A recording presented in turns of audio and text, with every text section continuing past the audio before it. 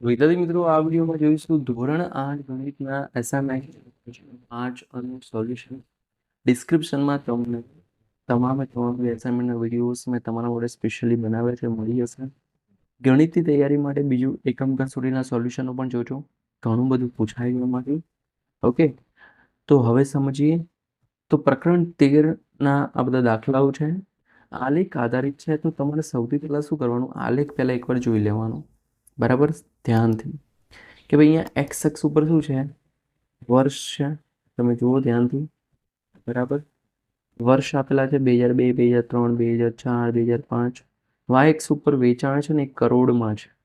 Okay, 2002માં તમે જોશો 4 કરોડ છે, બરાબર. 2003માં તો જો અહીંયા 6 પછી 8 છે, મતલબ દરેક કાપો કેટલા કાપા છે, 1, 2, 3, 4 અને 5, મતલબ 0.4, 0.4, 0.4 વધે છે. એક કાપા, 2 કાપાના 3, મતલબ 50% છે, એટલે કે અઢી કાપા છે. તો અઢી ગુણ્યા 0.4 કરો એટલે કેટલા આવશે, 1 કાપો એટલે 6 પછી 7, મતલબ 7 કરોડ. 2004માં તો 2004માં 6 કરોડ છે, 2005માં 10 કરોડ અને 2006માં 8 કરોડ. ઓકે, ચલો હવે જોઈએ. તો સૌથી પહેલાં તો વર્ષ 2002 અને વર્ષ 2006માં કેટલું વેચાણ થયું હતું. તો 2002માં 4 કરોડ. એક જ સેકન્ડ, અહીંયા આપણે 4 હતા, 7 હતા, અહીંયા 6, અહીંયા 10 અને અહીંયા 8. તો 2002 અને વર્ષ 2006માં કેટલું વેચાણ, તો 2002માં કેટલું થયું વેચાણ, તો 4 કરોડ અને 2006માં 8 કરોડ. તો લખી દેવાનું પહેલાંનો જવાબ, ભાઈ 4 કરોડ અને 8 કરોડ. સમજી ગયા. એના પછી વર્ષ 2003 અને વર્ષ 2005માં કેટલું વેચાણ હતું. 2003માં કેટલું થયું, 7 કરોડ અને 2005માં 10 કરોડ. જો આમ પહેલાંથી તમે આવી રીતે કરી દો એટલે તમને ઇઝીલી જવાબ મળી જાય, બરાબર. એના પછી વર્ષ 2002 અને 2006ના વેચાણનો તફાવત. તો 2002માં 4 કરોડ હતો, 2006માં 8 કરોડ હતો. તો 8માંથી 4 જાય તો 4 કરોડ. જવાબ કેટલો આવશે, 4 કરોડ. હવે ચોથું જુઓ, કયા વર્ષના વેચાણનો તફાવત તેના અગાઉના વર્ષની સરખામણીમાં મહત્તમ હતો. તો તમે જોયું ભાઈ તફાવત જો અહીંયા કેટલો છે,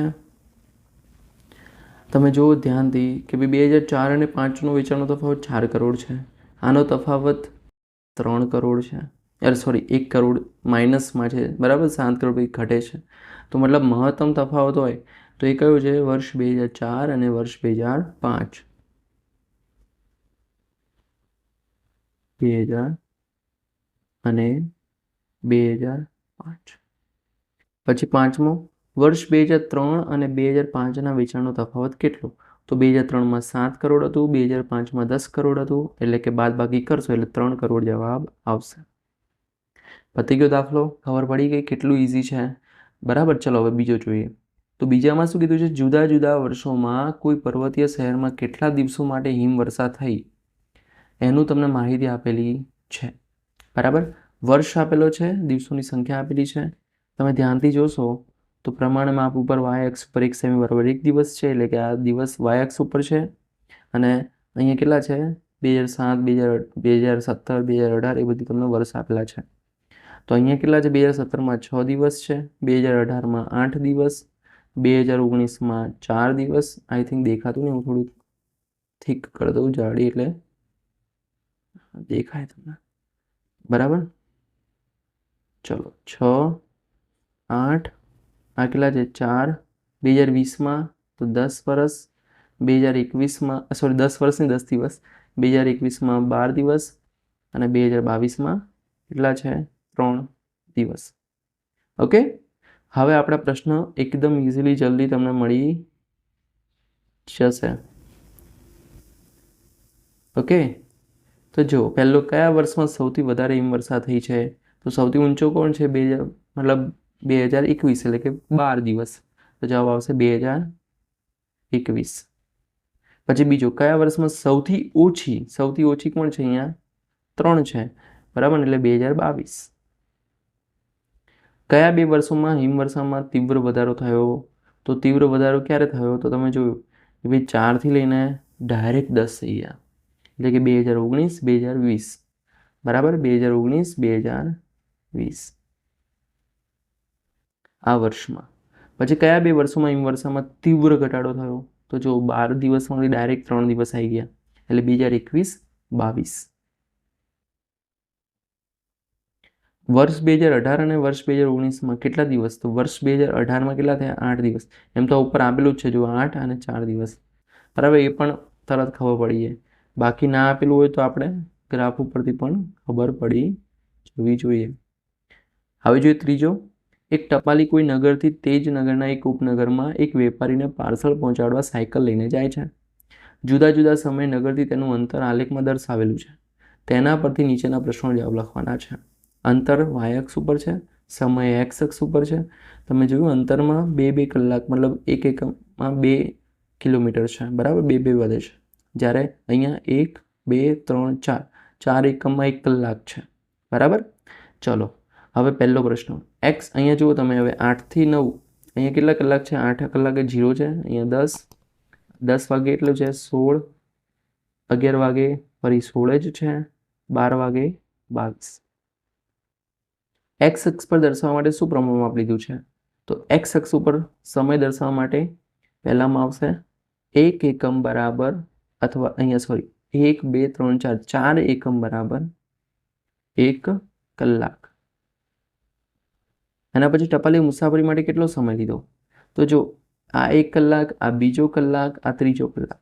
હવે અહીંયા કેટલો છે? આ 1, 2 એટલે 50% છે, મતલબ 3.5 કલાક. એના પછી નગરથી વેપારીનું સ્થળ કેટલું દૂર છે? તો નગરથી અહીંયા 0 થી લઈને 22 કિલોમીટર છે. શું ટપાલી તેના માર્ગમાં ક્યાંય થોભ્યો હતો? તો યસ, થોભ્યો હતો. ક્યાં? 10 થી 11, તમે 10 થી 10:30 એકચ્યુઅલી. આ જો અંતર કોઈ બદલાતું નથી, બરાબર. અને વિગત જ સમજાવો તો શું છે? 4. હા, તે 10 કલાકથી અથવા 10 થી 10:30 કલાક વચ્ચે થોભ્યો હતો, જે આલેખમાં સમક્ષિતિજ ભાગથી દર્શાવેલ છે. સમક્ષિતિજ ભાગથી દર્શાવેલ છે. એના પછી 5મો ક્વેશ્ચન, કયા સમયગાળામાં તેણે સૌથી ઝડપી સવારી કરી? તો જો અહીંયા 1 કલાકમાં 10 કિલોમીટર અંતર કાપે છે, પછી અહીંયા 6 કિલોમીટર અંતર કાપે છે, અહીંયા કંઈ નથી કાપતા. અહીંયા જે છે એના પછી અહીંયા પણ 11 થી બહુ નથી કાપતા, એટલે સવારે શું આવશે? 8 થી 9, 8 વાગ્યાથી લઈને સવારે 8 થી 9 કલાકે, બરાબર. નેક્સ્ટ છે ચોથો, એક કાર શહેર પી થી ક્યુ તરફ યાત્રા કરે છે. બંને શહેર વચ્ચેનું અંતર કેટલું છે? 350 કિલોમીટર છે, બરાબર. 350 કિલોમીટર છે. આવા કાર અને આપણને જે ગતિ છે એનો આલેખ આપેલો છે, બરાબર. તો અહીંયા અંતર છે પી થી અંતર, વાય અક્ષ ઉપર અહીંયા સમય છે 1 કલાક છે, બરાબર, 2 એકમ વચ્ચે. હવે જો 8 વાગે 0 છે, 9 વાગે 50 કિલોમીટર, 10 વાગે 150, 11 વાગે 200, 12 વાગે 200, એટલે 11 થી 12 આરામ કર્યો છે. 1 વાગે કેટલું છે? અહીંયા 1 વાગે 250 અને 300 વચ્ચે જ, એટલે 300 આવશે. 2 વાગે છે 350.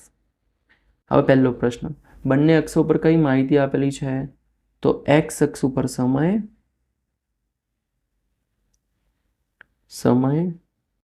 અને વાય અક્ષ પર